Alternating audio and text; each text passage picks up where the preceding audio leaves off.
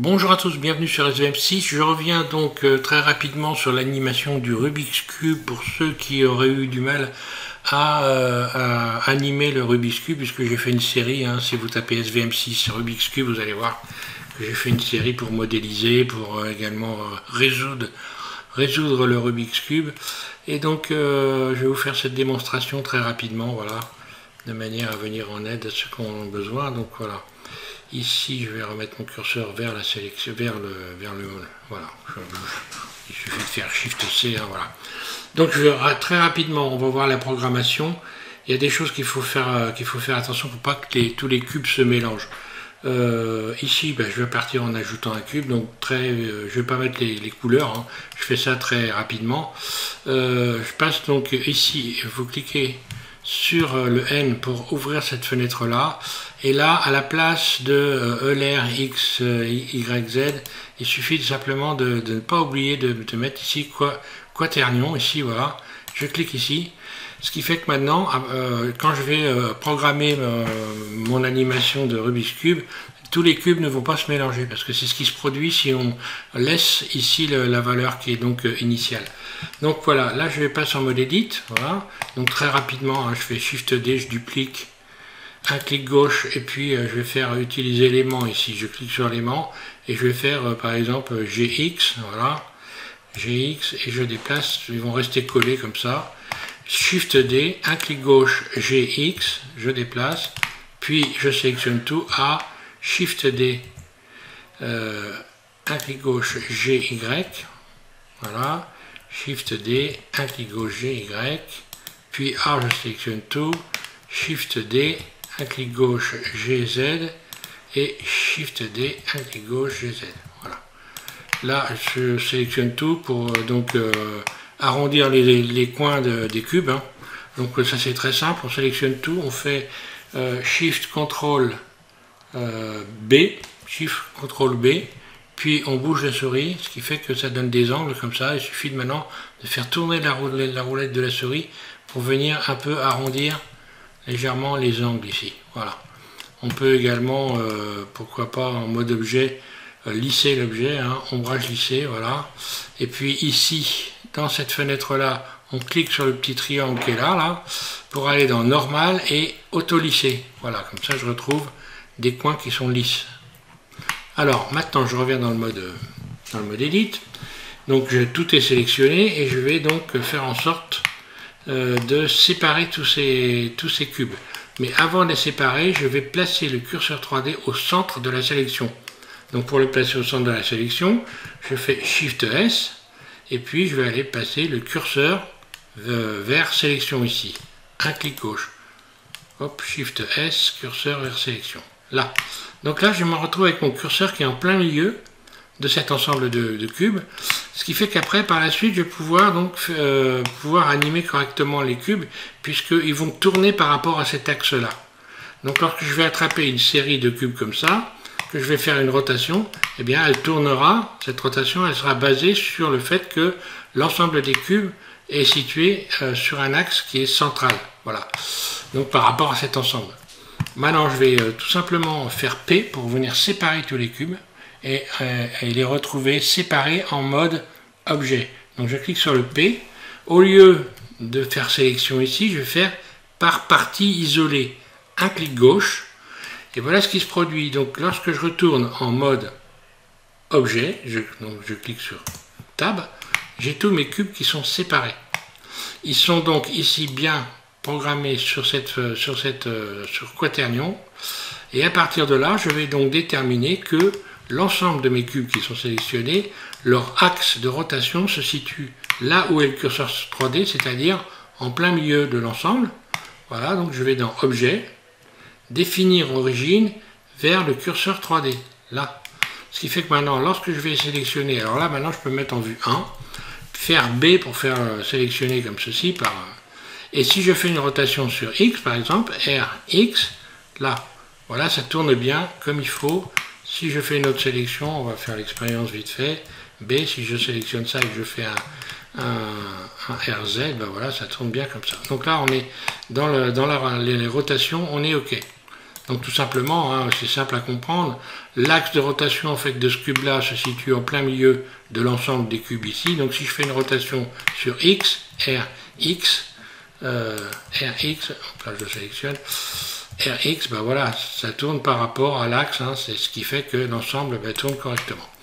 Alors ensuite, en ce qui concerne l'animation dans la timeline, à partir de là, il n'y a aucun problème, il suffit de sélectionner tous les cubes A et d'engager une image clé. Donc je clique ici pour les images clés. Moi, j'utilise les manipulateurs, hein, je ne me casse pas la tête, voilà.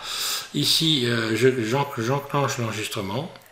Et après, il suffit, pour enclencher des images clés, de cliquer sur les flèches, hein, peu importe ce que vous voulez. Voilà, ça enclenche une image clé.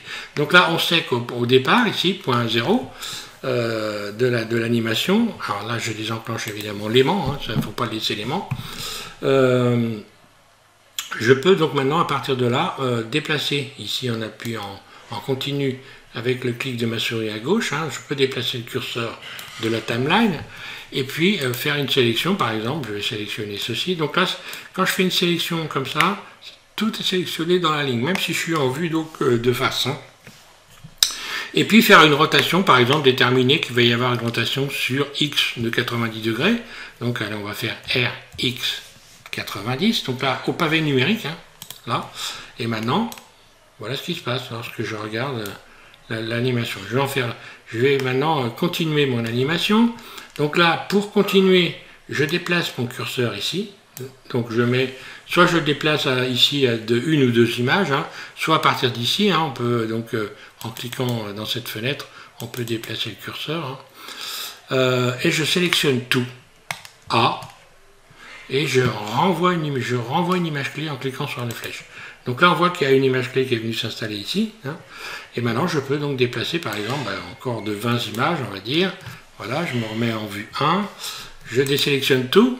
Et puis maintenant, on va par exemple faire une rotation sur Z, RZ moins 90, voilà, un clic gauche, et on va voir ce qui va se passer. Là, voilà. Et là, on voit que je n'ai pas tous mes cubes qui se promènent dans tous les sens. Je recommence. Donc là, ici, je vais déplacer par exemple de 2 images. Donc je fais 2 clics gauche, puis je sélectionne tout, A, tous les cubes. Je clique sur le point de flèche, j'ai engagé une image clé, je déplace maintenant mon curseur à 60 images par exemple, je vais me remettre en vue 1, ou voilà, on va se mettre en vue 3, tiens, on va faire tourner un peu l'arrière ici, donc B, je sélectionne les cubes qui sont ici, hein, et je vais engager une image clé, donc en faisant une rotation, on va dire, allez, on va faire, puisque là on va tourner sur l'axe Y, hein, on va faire tourner l'ensemble sur l'axe Y ici, comme ça. Donc RY moins 90 par exemple, là, voilà, un clic gauche, et voilà, lorsque je fais la lecture, voilà ce que j'obtiens. Et on voit que j'ai aucun cube qui se promène dans tous les sens.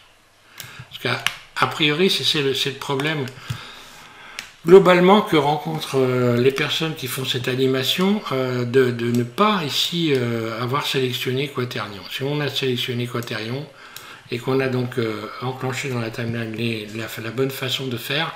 Ici, voilà, je déplace maintenant de une ou deux images, peu importe, 4 images. Je sélectionne tout A, et puis j'enclenche une image clé. Je me remets à 80, et puis maintenant je vais déplacer par exemple le milieu ici, voilà, je vais faire un B, je recommence, B pour la sélection comme ceci. Là, je regarde toujours hein, si j'ai bien fait la bonne sélection. Ça, c'est une chose qu'il faut faire vraiment attention. Et puis, je vais déterminer que cet ensemble va faire une rotation sur Z, donc, hein, puisque là, voilà, c'est sur Z, de 90 degrés. Voilà, un clic gauche, et voilà.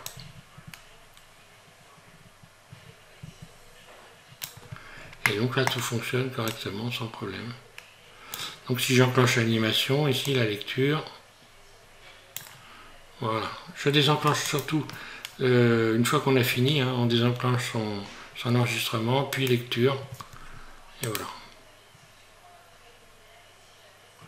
Et là l'animation est parfaite, il n'y a pas de problème. Donc pour tout ce qui est algorithme, je pense que je vais refaire une petite vidéo avec les algorithmes. donc élément par élément, hein, donc la croix non, la croix blanche non, mais les arêtes, la première couronne, deuxième couronne, etc. Je vais faire donc des vidéos, plusieurs blindes pour donc venir expliquer comment que ça se passe pour ceux qui ont eu un peu de mal éventuellement à réaliser le Rubik's Cube. Ça simplifiera les choses de voir les algorithmes directement sur Blender.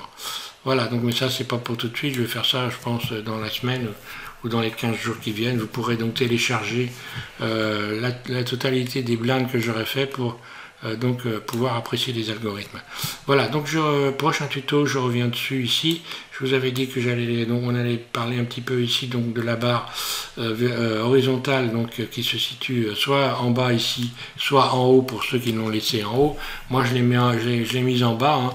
Tout simplement. Je vous ferai voir comment on fait pour ceux qui veulent l'avoir en bas.